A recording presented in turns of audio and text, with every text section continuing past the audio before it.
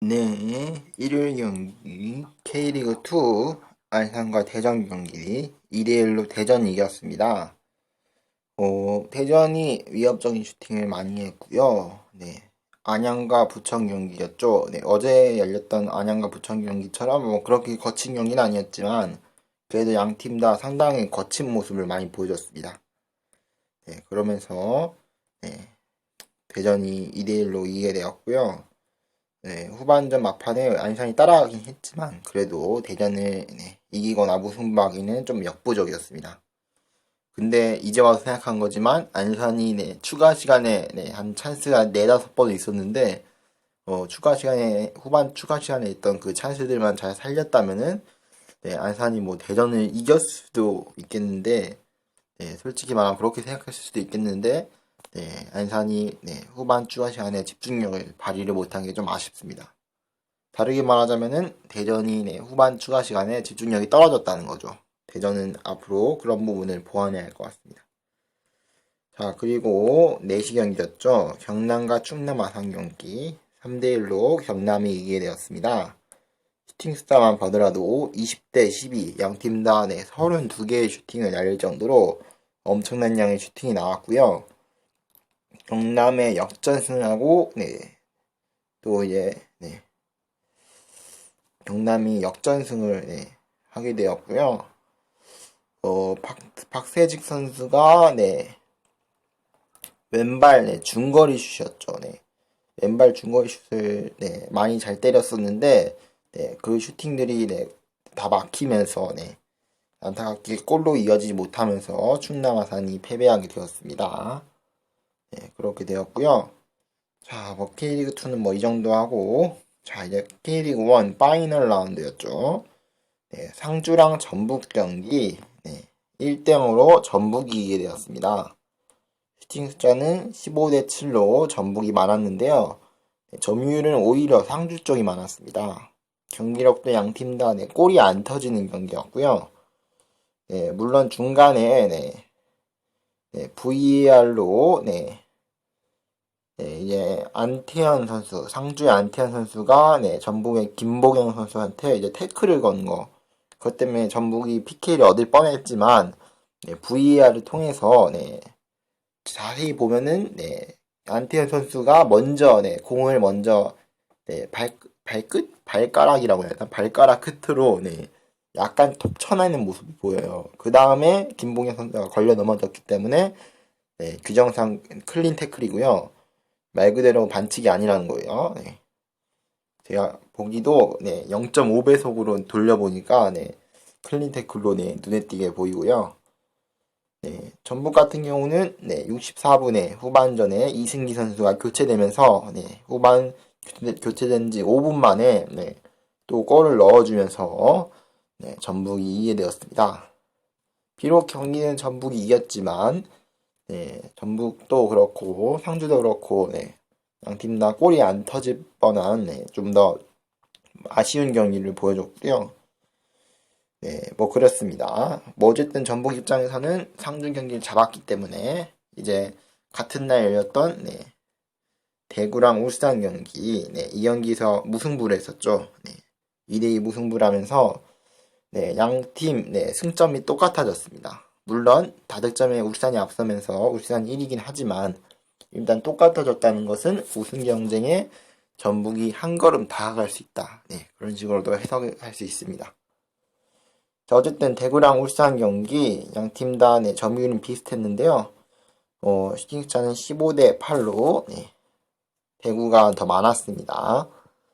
전반 초반에는 완전히 세징야 선수가 역시 대구 하면 세징야 선수라는 또 대구회로잖아요. 그래가지고 그냥 세징야 선수가 엄청난 활약을 보여줬고요. 그러면서 세징야 선수가 선제골을 넣었습니다. 물론 그 다음에 주니어 선수가 이제 대구 수비진을 파고들면서 굴절되긴 했어도 골을 넣었기 때문에 동점골이 되었고요.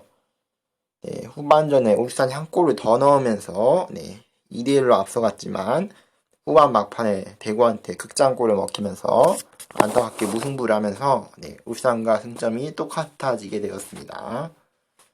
자, 물론 전북은 상주를 상대하고 울산은 대구를 상대하고 상대가 다르긴 하지만 그렇다 해도 일단 같은 승점이 된 거는 일단 눈에 띄게 봐야 할 점이고요.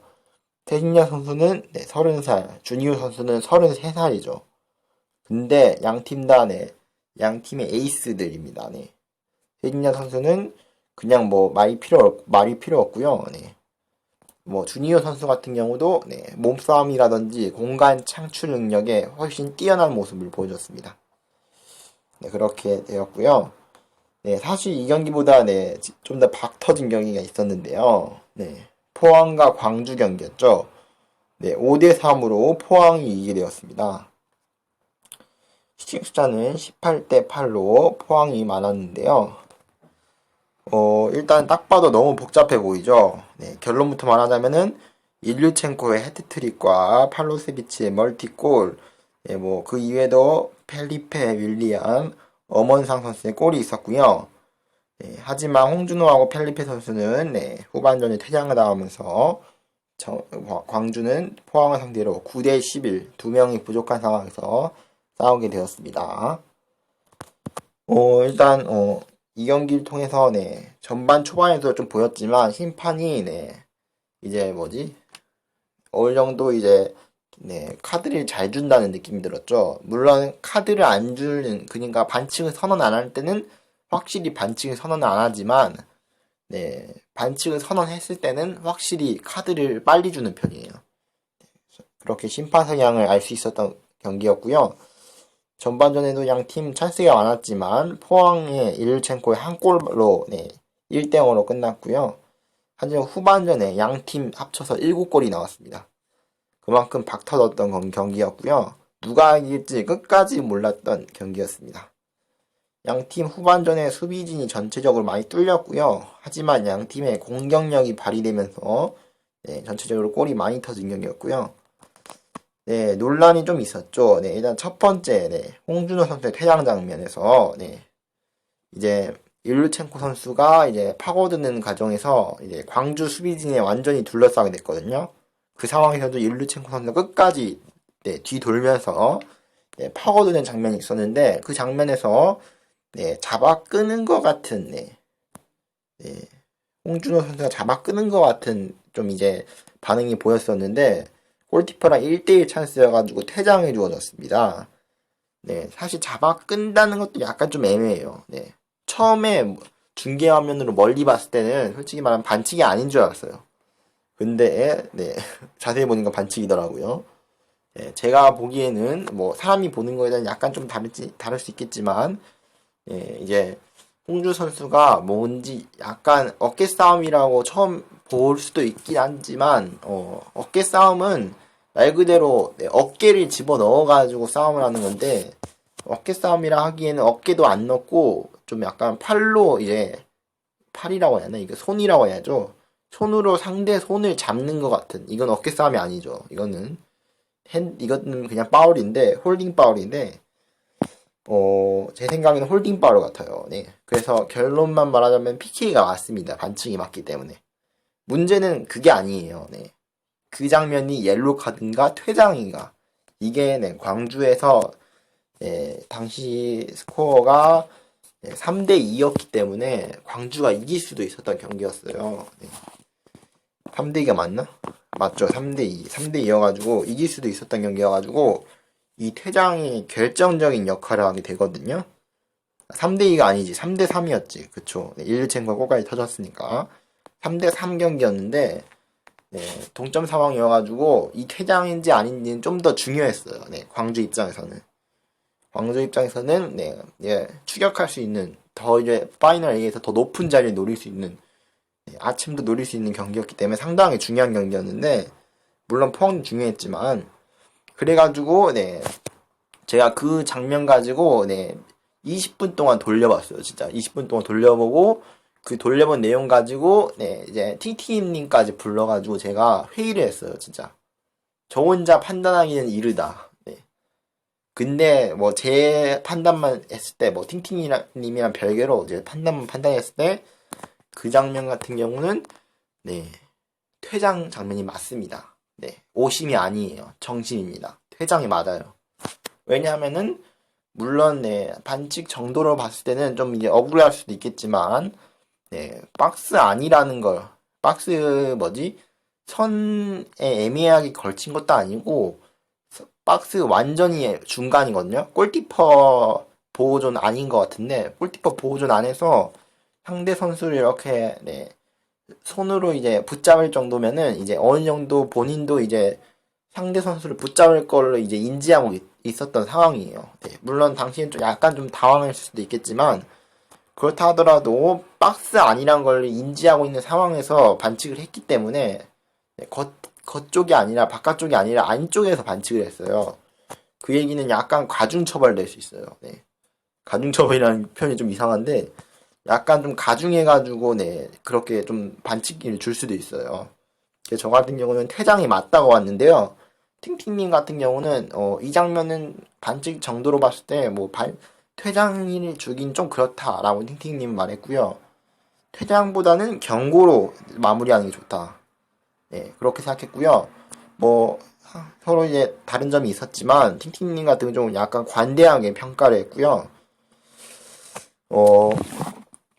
저 같은 경우는 약간 좀 이제, 네, 빡빡하게, 네, 평가를 해가지고 서로 이렇게, 네, 사람마다 이렇게 좀 이제 판단이 좀 달랐어요, 네. 뭐 그렇게 저랑 네, 팅팅님이 이렇게 판단이 달랐다는 점, 네, 팅팅님한테도 그 영상을 보여드렸거든요. 0.5배속 느리게 한 다음에 그 반칙 장면을. 그만큼 저희가 진짜 열심히 분석했어요. 거의 30분 가까이였나? 예, 진짜 그 영상 하나 가지고 그 몇 초 장면 가지고 진짜 열심히 분석했거든요. 그래가지고 그 내린 판단이 그거고요. 서로 의견이 이 정도 갈릴 정도니까 뭐 사람마다 약간씩 의견이 다를 수도 있는데 오늘 그 심판이 네, 개인적으로 반칙을 줄 때는 확실하게 주는 심판이어가지고 약간 반칙일 때는 빡빡하게 주는 편이고 반칙이 약간 애매할 때는 반칙을 안 주는 편이라서, 네, 그랬던 것 같습니다. 이건 뭐 심판 성향에 따라 다르니까, 뭐 경고다, 퇴장이다, 사실은 광주 입장에서 중요하겠지만, 네, 너무 뭐라 할 상황은 아니에요. 네, 충분히 퇴장이라고 판단할 수 있는 상황이었고요.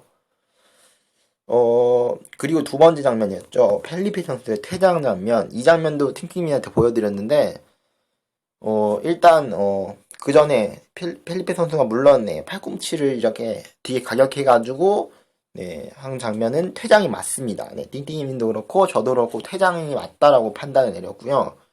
네, 워낙 과격하게 네, 이제 한 거라서 뭐 둘 다 네, 이해를 했고 근데 문제는 네, 제가 그 전에 재밌는 장면을 봤습니다. 네, 펠리페 선수가 네, 약간 가슴 트래핑 할 때, 네, 카메라 구도나 각도 때문에 그렇게 보이는 걸 수도 있겠지만, 약간 손에 맞는 것 같은 장면이 보였어요.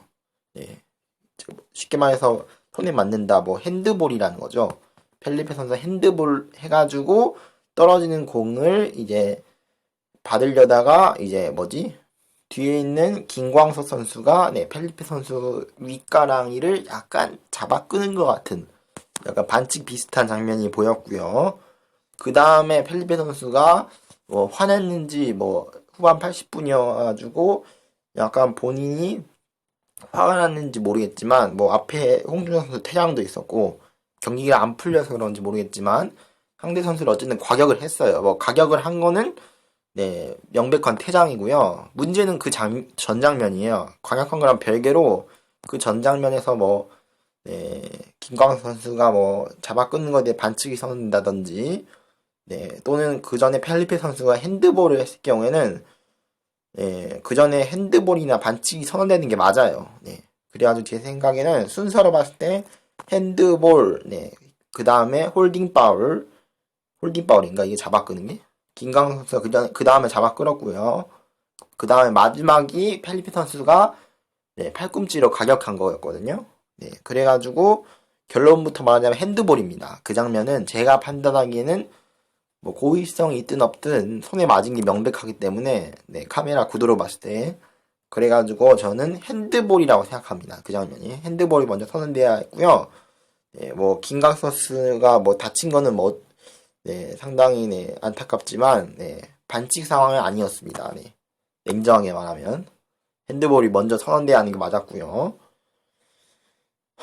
물론 네.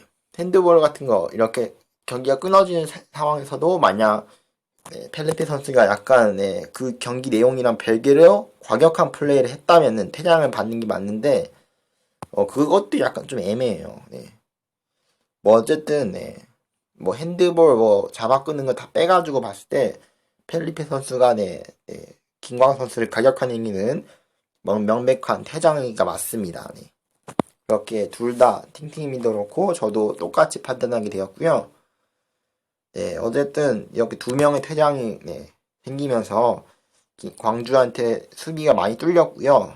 네, 그 이후로 네, 광주는 제대로 된 공격을 못했고 오히려 포항한테 골을 내줬고 일류첸코가 해트트릭을 기록하게 되었죠.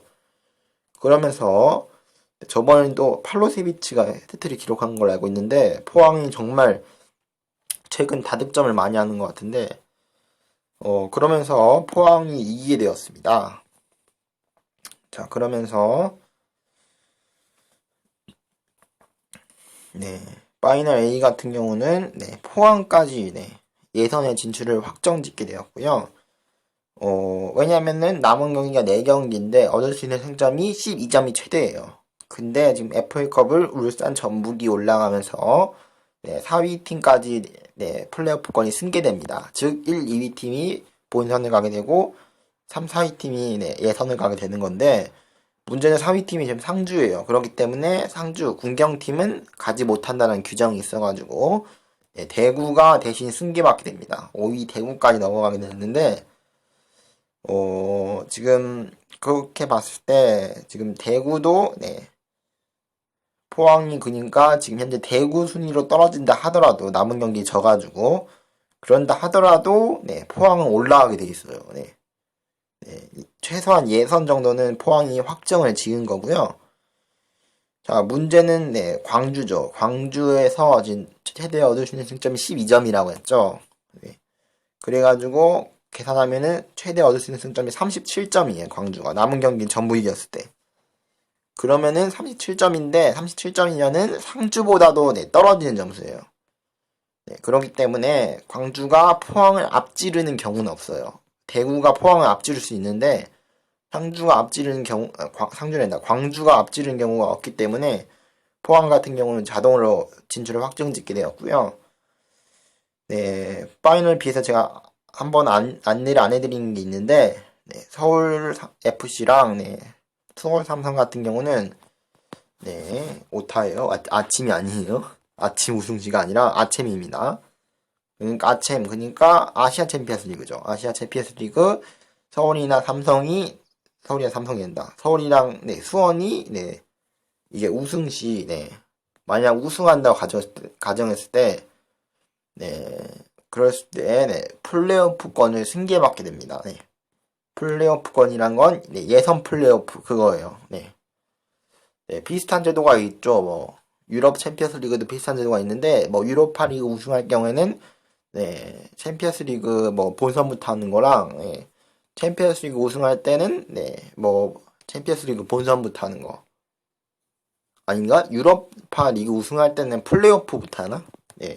아마 그렇게 한 걸로 알고 있는데 네, 그런 것처럼 이번에 새로 개정돼 가지고 네, 물론 울산과 전북이 이기면은 그 다음 최하위 팀이 네, 승계받게 되는데 AFC 규정이 있습니다. AFC 챔피언스리그 규정에 의해서 네, 한 국가가 최대한 얻을 수 있는 티켓 수는 4장이 최대예요. 즉 네, 얻을 수 있는 티켓 수는 4장 최대인데 문제는 지금 티켓 수가 2 플러스 2예요. 그렇기 때문에 이미 4장을 얻을 수 있어요. 네. 물론 플레이오프에 탈락하게 된다면은 네, 본선 진출팀이 줄어드는 건 맞지만 네. 그런다 하더라도 일단 플레이오프까지 합쳐가지고 4장이 이미 주어졌기 때문에 만약에 K리그 팀 중에서 네, 우승팀이 네, 나온다면은 네, 만약 상위 팀에서 나오게 된다면은 이게 플레이오프권이 우리나라 그러니까 K리그 안에서 주어진 게 아니라 네, 하위 리그 팀한테 플레이오프권이 주어지게 되고요. 만약 서울과 수원 중에 플레이오프권이 있다면은, 네. 최하위 팀의 티켓이 이제 압수될 거예요. 네. 이것도 사실, 완전히 확정된 상황은 아닌데, 현재 진행되는 방향으로 친다면 그렇게 될 가능성이 높아요. 네. 만약 서울이나 수원 중에 우승팀이 나온다면, 그러면은 서울과 수원이, 네. 순위에 도달하지 못한다 하더라도 아챔만 우승하면은 플레이오프 티켓이 주어진다는 거예요, 내년에. 네. 그러니까 서울과 수원은 뭐 잔류를 일단 하고 아챔의 승부를 보는 그런 작전으로 나서야 할 것 같습니다. 뭐 어찌됐든 울산, 전북, 수원, 삼성 그리고 서울 FC 전부 다 11월 중순에 이제 11월 15일부터로 현재 나와 있는데 그때부터 아챔이 있기 때문에 이런 팀들은 아챔도 생각해 나갈 것 같고요. 또 울산과 전북은 남은 게 리그 경기랑 FA컵 경기랑 아챔 무려 3개 대회가 남았기 때문에 울산 전북은 어느 정도 이제 로테이션도 생각하면서 컨디션 관리 잘하면서 주전 선수들 그러면서 경기를 치러야 할 것 같습니다.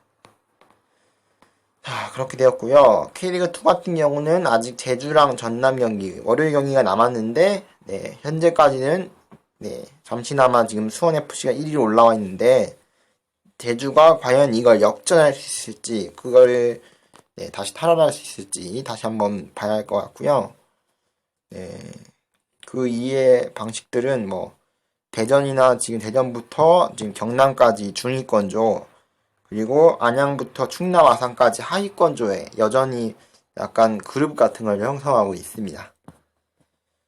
그렇게 하고 있고요. 자, 이렇게 파이널 A, 파이널 B 그리고 K리그2는 4경기 남아있죠. 월요일 경기를 제외한 K리그2 경기는 전부 끝났습니다.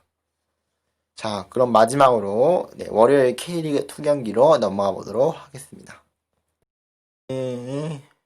여러분, 월요일 경기죠. 전남과 제주 경기 2대0으로 제주가 이겼습니다. 일단 양 팀 다 슈팅이 많이 나오진 않았어요. 전남이 4개, 제주가 8개씩 나오면서 생각보다 많이 나오지 않았고요.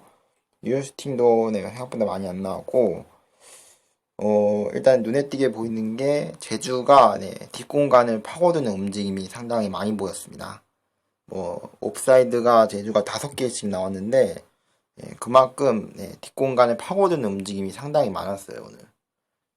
비록 다 옵사이드가 돼가지고, 분명히, 찬스가 더 있었지만, 안타깝지만, 어쨌든 뒷공간을 파고드는 그 움직임 자체는, 왜 제주가 현재 K리그2 1위 팀인지, 그 내용을 알려주는 대목이 아닐까 생각합니다.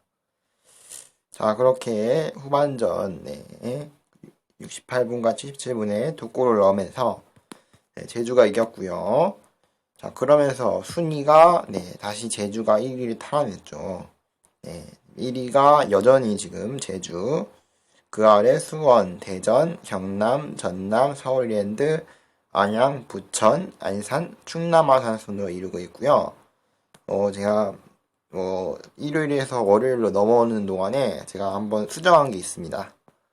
원래대로라면은 팀명, 승점, 그 다음에 득실차 적히고 득실차 옆에다가 괄호치고 다득점을 적었었는데 K리그 현재 규정이 승점 다득점, 득실차 다승, 승자승, 벌점, 추점 순이기 때문에 다득점이 득실차보다 앞서요.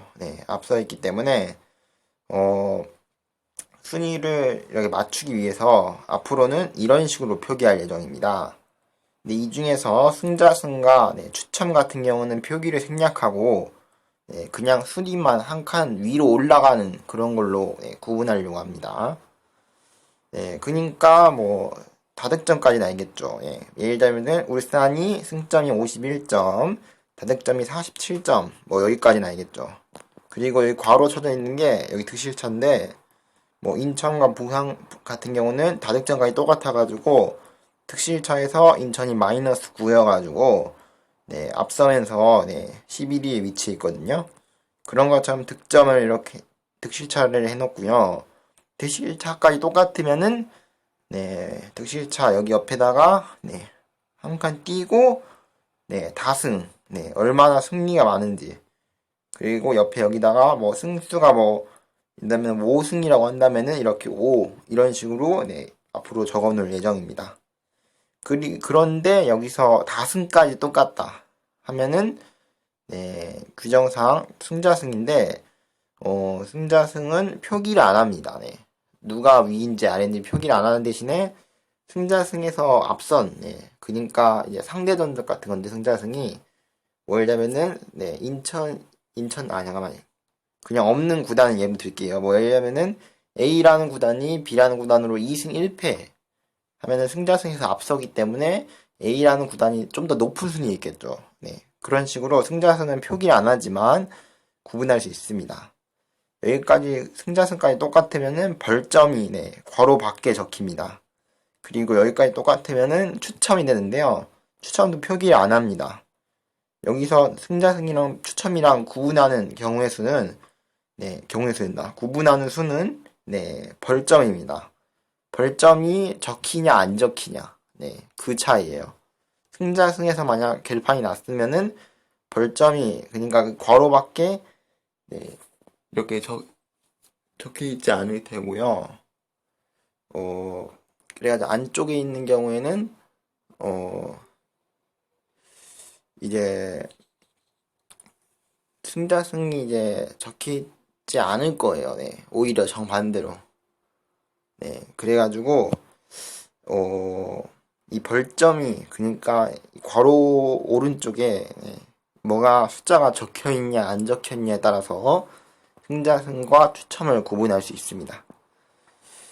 근데 웬만하면은, 네, 어, 네, 아무리 많이 가더라도 뭐 득실차 안에서는 결판이 날 거예요. 득실차까지 똑같은 경우에는 뭐 다승을 보는데, 웬만하면은 다승, 여기까지는 안 와요. 다승까지 웬만하면 안 와요. 득실차에서 뭐 끊기기 때문에, 뭐 여러분들은, 네, 뭐 득실차 안에서 솔직히, 네, 이렇게 복잡하게 갈 거는 거의 없을 테고요. 뭐 득실차 안에서 끝난다. 그런 식으로 생각하시면 될 것 같습니다. 자, 그러면은 자 이렇게 리뷰가 전부 끝났고요. 네, 저는 다음 주 K리그 경기로 돌아오도록 하겠습니다. 그럼 여러분, 빠이.